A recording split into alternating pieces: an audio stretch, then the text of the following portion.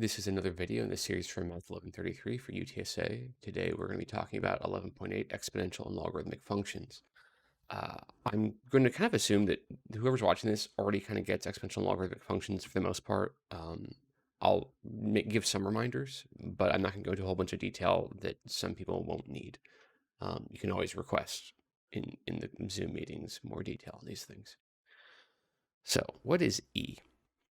So E is a symbol that represents an amount. So the thing I typically start with is I start with this. I say, okay, what's this thing I've circled here? And of course, everybody knows that that's 3, right? Um, and the question is, well, what is 3? Well, 3 is, if you hold up 3 fingers, 1, 2, 3, it's, in the classroom, I'll say it's this many. I'll hold, I'll say it's this many. It's a very simple concept, 3. 3 apples, 3 fingers, 3 cars, right? And then I'll say, okay, what's this thing? And pretty much everybody recognizes pi. Oh, that's pi. And we could say, well, what is pi? It's something to do with circles, right? It's the ratio of the circumference to diameter for any circle. And for all circles, that's the same ratio. That's why it's a special number, right? It's intrinsic to what a circle is in some ways. So it's just a number. It represents a ratio of parts of a circle. So it's more complicated than 3. And if you round, it's approximately 3, right? And then we say, okay, well, what is this? Well, that's E. That is also a number in the context of math class. It's not just a letter in English. It's a number, right? And it represents a quantity that's more complicated than pi. It's fairly complicated, and I won't go into all the detail right now. I'll allude to some of it later. But it's basically, we've chosen the symbol to represent a quantity, which is also approximately 3. So pi, this is approximately 3.14, as you may recall, right? And then E is about 2.7182. So it's, if you round it, it's almost 3. So these are all, as far as the amount, they're all kind of similar, but they're quite different, right? 3 is very simple, pi is more complicated, and E is quite a bit more complicated. And there's actually more than one way to define E as well. And there's probably more than one way to define pi as well. Anyway, but I want to stress that it's a number. So we're talking about calculus. And I say, what is the derivative of E? Well, E is a number. Therefore, the derivative is 0. Okay? I want that to be abundantly clear as we move forward that E is a number, because if you are very clear on that, that will help you avoid some mistakes at some points later on. Okay, what do we have next? So why is the function y equals e dx important? So I've got kind of a rough sketch of what an exponential graph looks like. It's not perfect, but I did the best I could with the tools in this program. If I pick a spot and make a tangent line, let's go with this.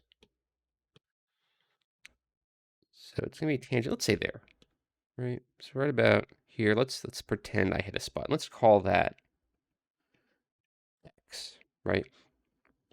Then the slope of this tangent line is going to equal, well, e to the x, or in other words, whatever the y coordinate is, right? The y coordinate equals e to the x, because that's what defines the function, right? Well, for this function, the tangent line's slope is always e to the x, the same as the function value. So e to the x prime is e to the x. And e is the only number that does that. If you have something like 2x prime, the derivative is not 2x. It's a little bit different. It's actually ln of 2 times 2 to the x. So it's more complicated than that. And there's a formula that, well, what if you had 3 to the x or 5 to the x or whatever? There's a formula we'll get to later. So e is a special number that has this property to where the derivative of e to the x is e to the x. Okay, whatever the x coordinate happens to be, right? So as a function, the derivative is e to the x. So it's useful for a number of reasons, and one reason that's particular to this class.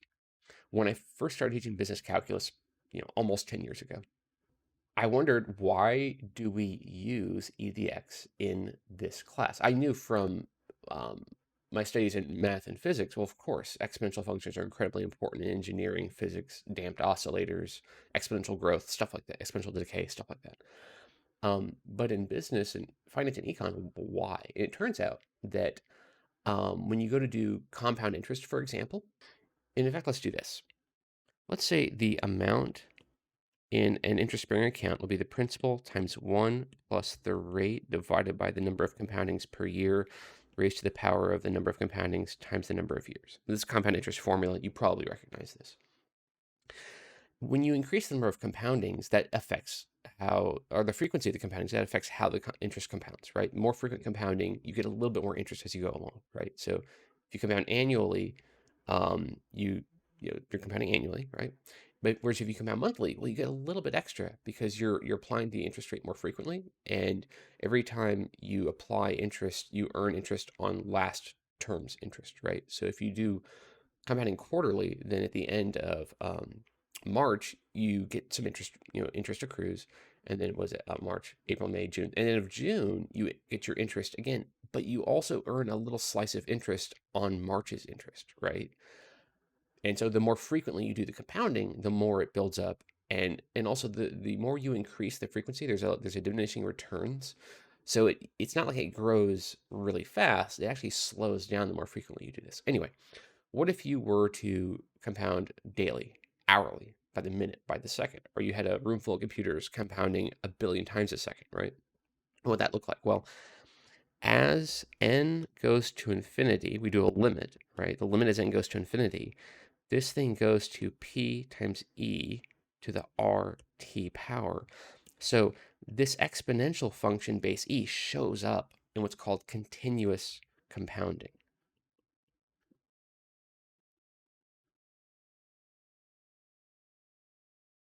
Okay, so it shows up fairly naturally. When you start to apply calculus to things like interest, it kind of just shows up. It's just present in what's happening there. And so although no financial institution actually does continuous compounding, right? They don't use this formula for this. They use um, this formula, right? They compound every quarter, every month, or whatever. If you want to do apply calculus to these things, it's a lot easier if you assume continuous compounding, which will be off by 1% or whatever. It's an estimate anyway.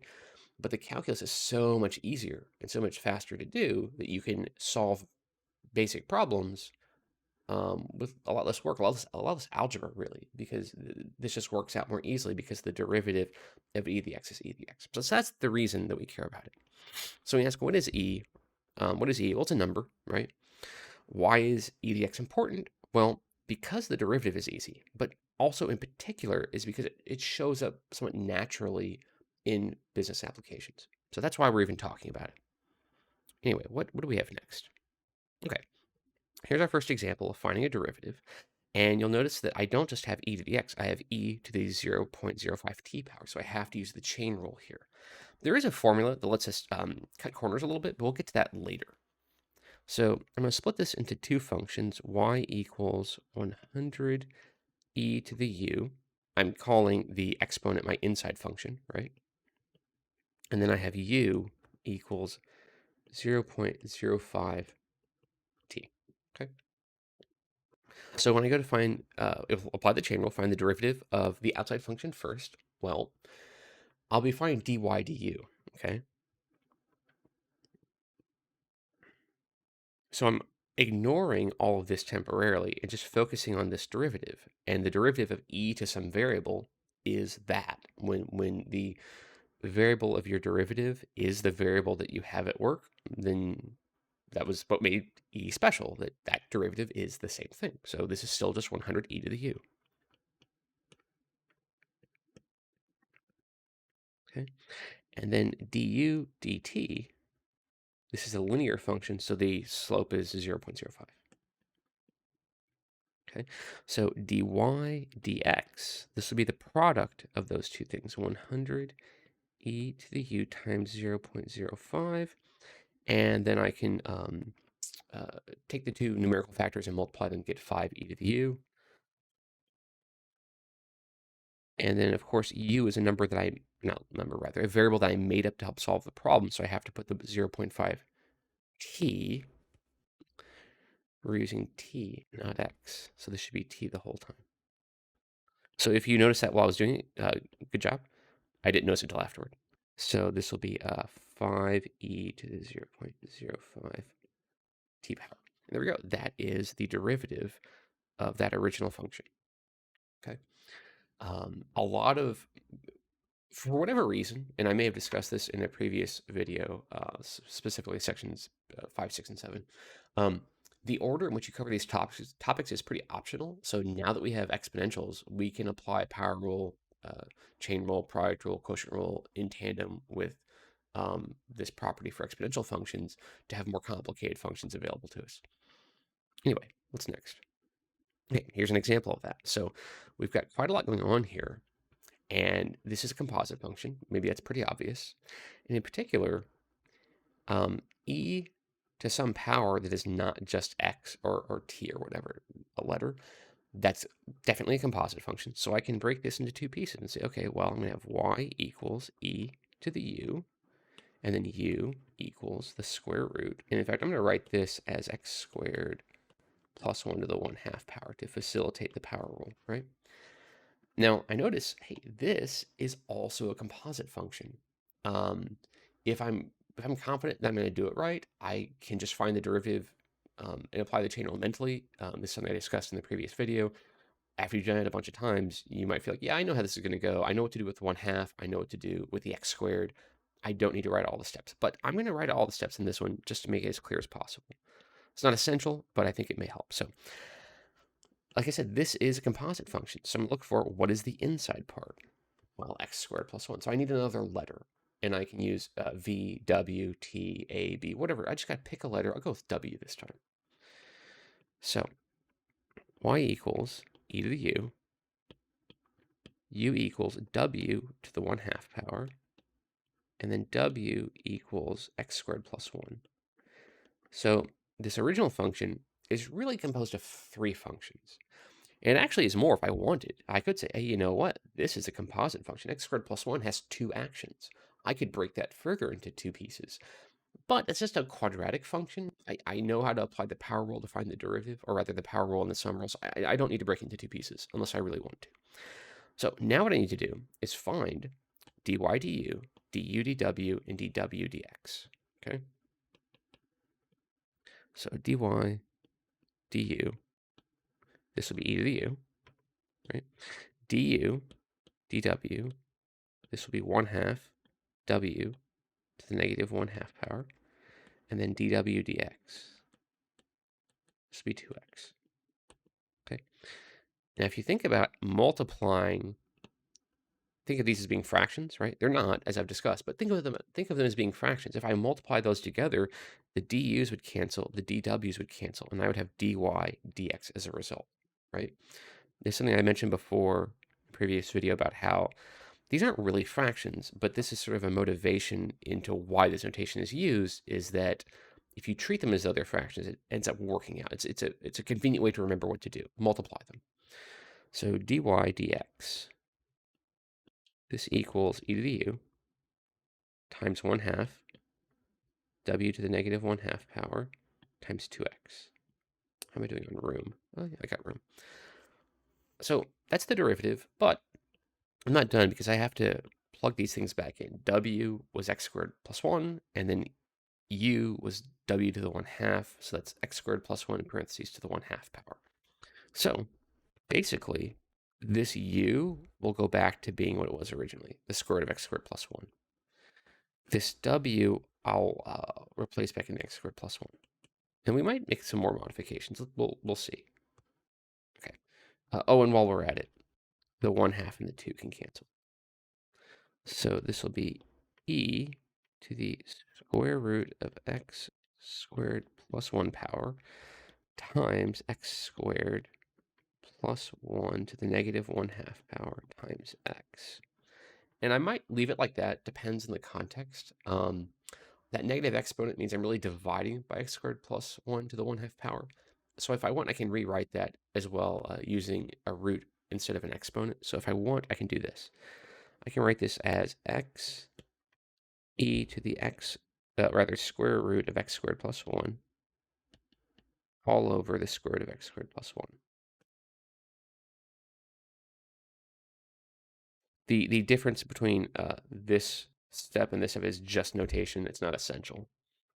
But if you're using an online homework system, you might need to do that in a multiple choice test, of course, you can just, once you get to this point, you just look at the answer choices and go, oh, that's the one that matches what I have. You don't have to rewrite it, of course. If you have like a free response test, then I think either one of these would be acceptable. You don't have to do this slight simplification. Anyway, so that's one that's a little bit more complicated. There are quite a few steps in the chain rule application because there was a lot of pieces to this function.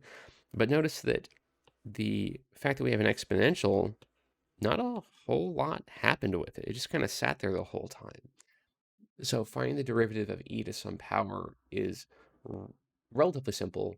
You just have to worry about, oh, am I going to have to do the chain rule? That's the part that might get more complicated. Okay, what's next? All right, let's do a brief review of what logarithmic functions are.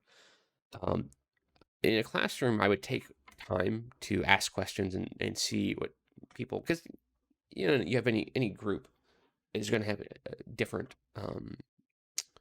recollection and familiarity. If you have a really small group, you might just by luck, I suppose, have mostly people who kind of get it already or entirely, and then you might have a group that really just is not familiar and they need to be reminded. But I'm just going to give a real brief review. And again, in the Zoom call, you can ask for more detail if needed. So what is logarithmic function? Okay, so here's a function. And again, I'm going to give like the 2 or 3 minute version rather than the 20-minute version. So what does this mean? log with a little 2, it's a subscript 2 and then an x. So what this says is if you want to find f of some number, say 4, it means take the exponential base 2 representation, and the base is 2 because of the little 2 here, and take the exponent, and that's what's being asked for, okay? So log base 2 of 4 says when you write 4 as an exponential form base 2, what is the exponent? That's all it says. That's all it's asking. So if I say take f of 8, right? Just either pause the video or maybe you can do it really quickly. What if I rewrite this as 2 to some power, what would that be? So 8 equals 2 cubed, right? So 3 is the result. 3, oh, write the 2 there. 3 is log base 2 of 8, okay? So if I want to make a little bit more room, because I do want to do another example with different numbers real quick. If I had something like g of x equals log base 3 of x, okay, then what is g of 9? Now, I'm picking an easy one, right? When you write 9 as an exponent, exponential expression base 3, well, what would you get? What would be the exponent? So that 3 to that exponent makes 9. Well, 2, of course, right? 3 squared is 9. If I had something like g of 81, right? It's a little bit harder because the numbers are a bit bigger, but that would be 4. 3 to the 4th power is 81. That's what logarithmic functions are asking. That's it. There's really nothing more to it than that. That's not always easy, especially if you want to do something like what is g of 5? Well, that is not a whole number, right? There's no exponent you can put on 3 to just make 5. There's no exponent you're going to just pick, out of nowhere. There's no easy exponent. But if you use a calculator, you can do ln 5 over ln 3. That's one of the properties of logarithms. And I get 1.46 dot, dot, dot, dot, dot. About 1.46.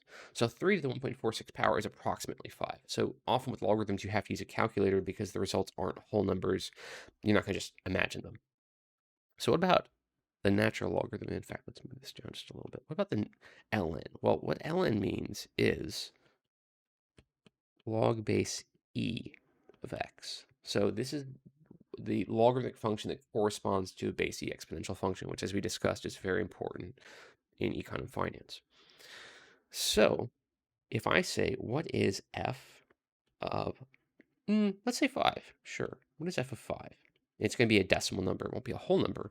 That's saying 5 equals e to what exponent, right? And that's why we need a calculator, because it's not a whole number. So if I type ln of 5 in my calculator, I get 1.61 approximately. Okay, so whenever you're doing a natural logarithm, you're generally going to have a decimal number. If I said something like, what is ln of e squared? That would be saying, okay, e squared equals e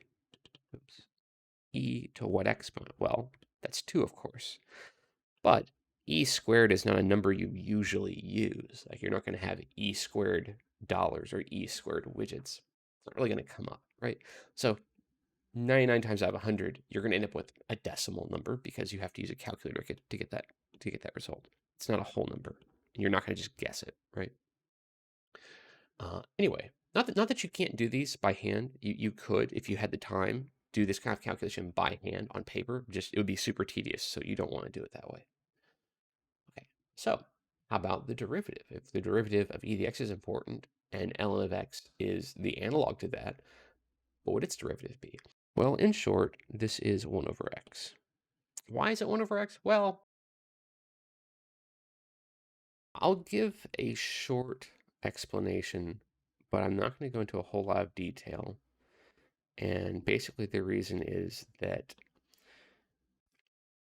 if you're very familiar with how inverse functions work, then this is not very difficult. And if you're not so sure about how inverse functions work, then this is incredibly opaque and just not easy to understand. And I don't really have time in this video to go through all the details on how exponential functions, how inverse functions rather work. So let's say you have a graph like this. This is y equals e to the x. And this is y equals ln of x, because ln of x is the inverse function for e to the x. So their graphs are similar. Take the line y equals x. One is the reflection of the other across that line y equals x. So if I take, say I have a is the x coordinate here, and I want to posit to you that the slope at that point is 1 over a. That's what I'm claiming, right? Well, the y coordinate will be ln of a. Okay. If you go look for ln of a here, just numerically, and then track that up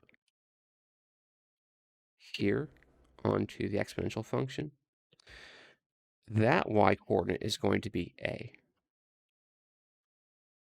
Okay, because the exponential function is the inverse of the logarithmic function and vice versa, the ln natural logarithmic function and vice versa. And I already said that the slope there is always just going to be the y coordinate. Let me try to match that up, I hope. Yeah, we'll call that good enough. This slope is a, the y coordinate, okay? Now, it turns out that this point over here, because of the way this reflection works, basically you end up swapping rise over run when you switch from one point, the point on one function, to the corresponding point on the inverse function. You swap the rise over run. So you just take the reciprocal of the slope, essentially.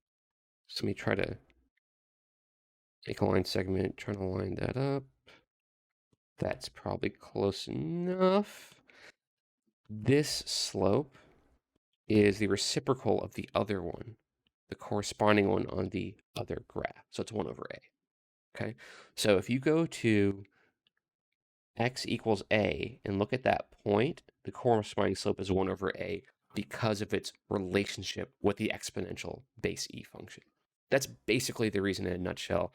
I'm skipping all the algebra and calculus that goes into it. I'm trying to make it visual, and I'm drawing it to look correct. I'm asking you to believe that I'm not making this up. But it's basically because of the relationship with y equals e to the x. That's the reason. So let's move on from there. Hopefully that's convincing if you even watch the whole thing. Maybe some people skipped ahead through it. Okay, so let's do some examples. What are you actually going to need for the homework assignments? So we've got y equals ln of 2x squared minus 1. So I have a composite function, right? So I'm going to see if you can guess what the inside function is. Maybe this is not difficult. That would be the stuff inside the parentheses, inside function. Often the inside function is obvious, not always, but fairly often it's pretty obvious. And for a natural logarithm, it's the stuff in the parentheses. So I'm going to write this as y equals ln, and I've been using u for the inside function, the alternate variable, the go between variable, but you can pick whatever letter you want. Let's call this one a. It doesn't matter what you call it. And then a equals 2x squared plus 1. And I might run out of room here. I might need to,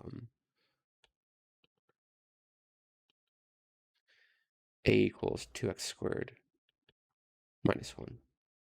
And I might run out of room here. I might need to go make more room. In fact, let me do that now.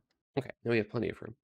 So what is the derivative of this? Well, dy dA, this is 1 over a, as we talked about. dA dx, this will be 4x, right? And then dy dx will be the product of those two.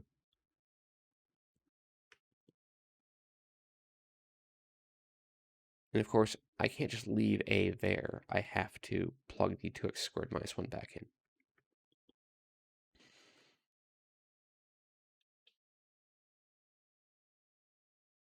If I want, I don't have to write this as a fraction times 4x. I can rewrite this with a 4x on top. I don't need to necessarily, but I can. Now, there is a bit of a shortcut to do these. Basically, this is one where you really could go from the first step to the last step in one go. You don't have to do all this. And as I talked about in the video for 11.7 chain rule, really when you're first doing these, you really should write out all these steps and make sure you understand what the procedure and what you're doing. Once you've done it a bunch of times and you feel confident that you're doing it right, just go ahead and skip to the last step. That's fine. Once you understand what you're doing, you feel confident. Okay, so this one is a bit more complicated. There's a bit of setup, as you can probably tell. And then I think it's gonna take the rest of the whole next page to work it out. I'm skipping a lot of algebra here just because I want to cut to the chase. So this is the present value formula. And basically, if you are making payments and those payments are accruing against a principal, then you're paying something down, right? Well, you can rearrange this and use it for another purpose. So if we say that the present value is $200,000, that's you're taking out a loan, you're paying it down, right? And then the interest rate, let's say, is 4%, annual percentage rate, right? Well, yeah, annual percentage rate, yes. And then let's say the formula N is the number of payments, but we're going to be calling it monthly payments because of the context that we're going to use it in. And instead of saying PMT, which is the standard way to write the formula, I'm just going to say P for payment. Okay. So this you will find in the textbook. I'm going to plug in some numbers and then also make some letter substitutions just to make it easier to look at. If you do that and then you solve for M, which is a bunch of algebra, that's what we're skipping. It's in the textbook if you look for it in the section on present value. And then you do a little bit of rounding, because remember, we put numbers in there, so we get some rounding. You get this formula, where the number of months it takes to pay down a loan of $200,000 based on the payment, P, is 211 times ln of P over P minus 570. So if you are going to make payments in the amount of 696, which would be the minimum to pay it off in time of, I believe, 30 years was what I assumed previously. If you make that payment, that's the minimum, you'll pay it off in however many months. And M would be the number of months, right? Just plug in 696, get a calculator, figure out what that is. And in fact, let's do that real quick. So if I do 211 times ln of 696 divided by, was that 126? I get 360.6, so 30 years, basically, 360 months. And then the last payment would be the balloon payment that takes up the rest of it, right?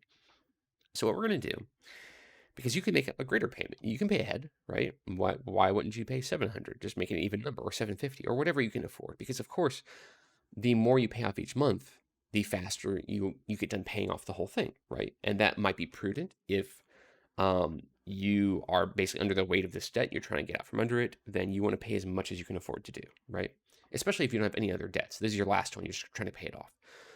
There might be a reason not to do that. Maybe you have investments that earn more money annually than the loan is costing you annually.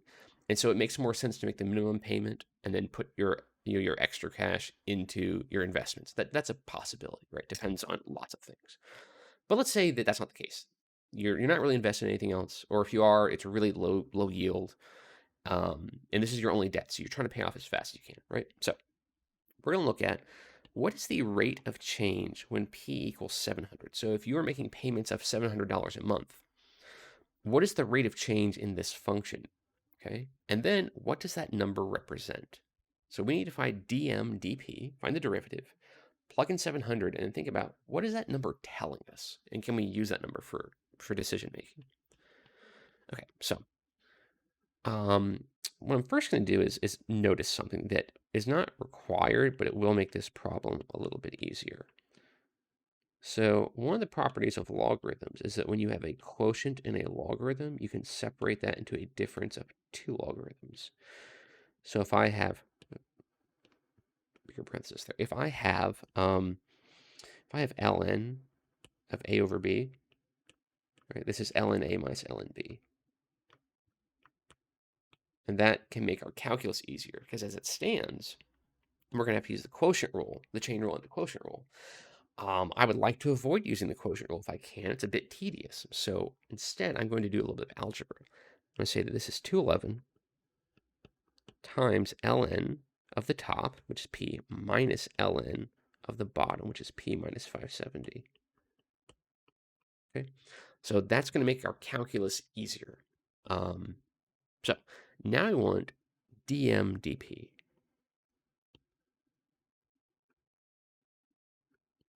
So this will be ddp of ln of p. And you can probably predict what that one's going to be already, since the input of that logarithm is just the letter that we're using. It's just the independent variable.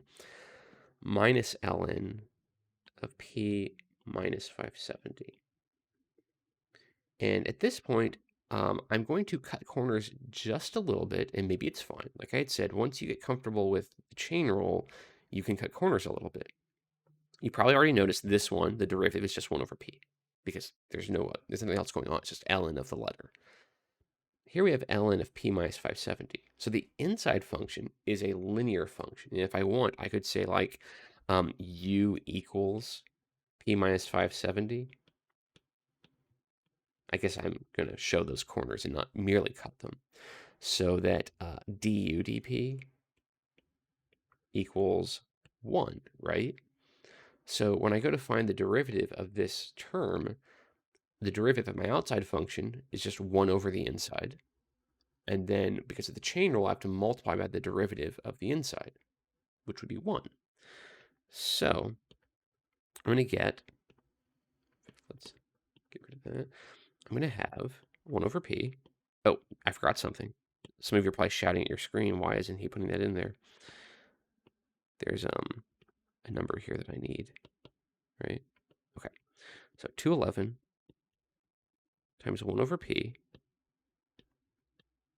minus 1 over p minus 570 times 1. Okay, this is the derivative of the outside function, 1 over whatever the inside is, because that's how you handle ln, times the derivative of the inside function, which in this case is 1, so it's really simple. So there we go. That's basically it. And there we go. Because we used that property of logarithms at the beginning, we're able to save ourselves some trouble and avoid the quotient rule. So now what I want is I want to say, okay, when I plug in 700, what do I get? So we're going to use some notation that we may not have used before, but increasingly we will need it. In particular, we're going to need this notation in chapter 13. If I put a vertical line after really any function, but especially a derivative, and I put a number at the bottom, that means plug in that number. So that means take that function and plug in 700. So this will be 211 times 1 over 700 minus 1 over, is that 130? I believe 700 minus 570, that seems right. So if I throw that in a calculator, let's see what I get. So 211 times 1 over 700 minus 1 over 130, I get negative 1.32. Approximately, of course. What does that mean?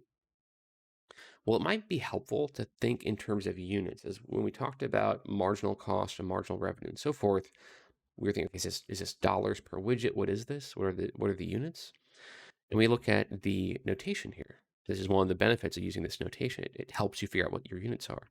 So dm, that's months. dp, what was the units for p? Think about it for a moment. Maybe you pause the video or go back and look. So the units were dollars. The payment is in dollars. So this is months per dollar. Months per dollar. What does that mean? What is months per dollar? Shouldn't it be dollars per month? Right? Well, this is a rate of change. Remember, our function gave the number of months that you're going to be making payments, the number of monthly payments based on the dollar amount of each payment. And of course, if you increase your monthly payment, that will shorten the duration of the loan, right? That makes sense. Of course, you pay more, you pay off faster, of course. What this is telling us is how much faster. So if we're already paying $700 a month, that's our payment, right? Every dollar that we increase our payment for the entire duration, not just one payment, but for all of them, that reduces the duration of the whole thing by 1.32 months. And I say reduces because this is minus, of course. This is minus because you shorten the duration.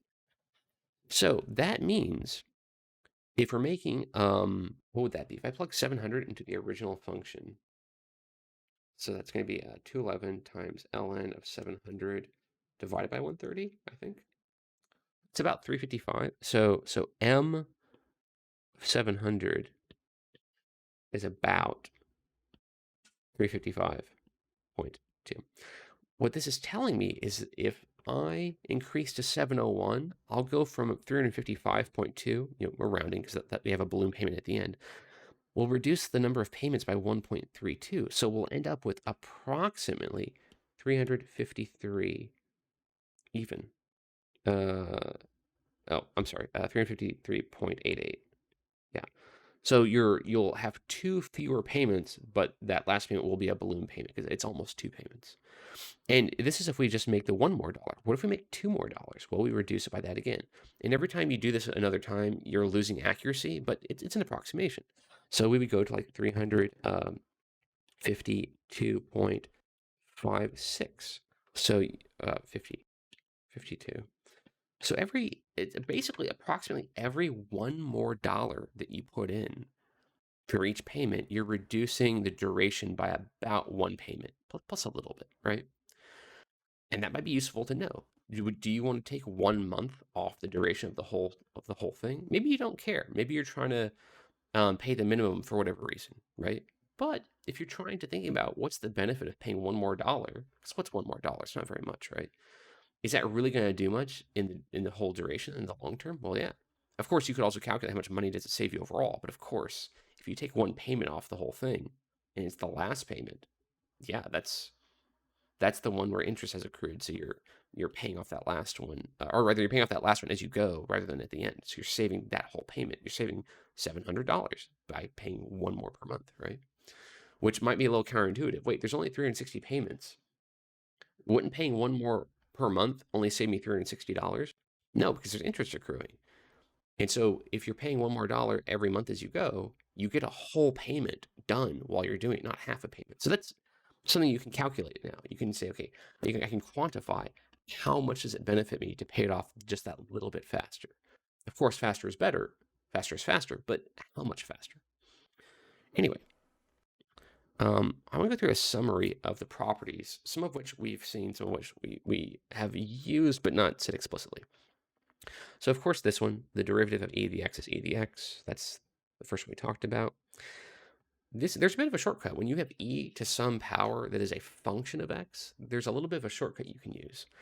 Basically, if you apply the chain rule, you end up with this, e to the u times du dx, which is what we ended up doing, but you can just use that as a rule now. You don't have to go through writing out y equals this and u equals this and find the derivatives separately. And if you go back and check that first or second example, that is exactly what we did. What about if you have a base that is not e? We talked about that very briefly. We did one quick example. This will be ln of a times a to the x. So that's now a formula that you can use. It's not that you have to memorize this formula. If you're willing to do the algebra, you can just use this formula, but it's not like this is that hard to memorize as a formula or to utilize as a formula. Okay, how about ln of x? Well, we did that already. That's 1 over x. How about ln of u? So ddx of ln of u, and u is some function of x. Well, that's always going to be du dx. Let me write that a little bit more neatly. Du dx over u. Or in other words, if you want u prime over u. So there's a shortcut you can use. What about log base a of x? Like if you had log base 10, for example. Well, that's always going to be 1 over x. Well, I'll put the x at the end. 1 over ln of a times x. So that's just a formula you can use. And again, you don't need this as a formula. You can get that kind of problem done with this and some algebra, but that's tedious. It doesn't hurt to just know this other formula. That's basically it. Of course, we could do more examples, and I think you'd be better to do that in the live meeting rather than in the video necessarily. So we will end it there. And that's basically, with chapter 11 done, that's all the derivative properties that we need. So the next chapter, chapter 12, will be on applications of derivatives. What can we really calculate with these things?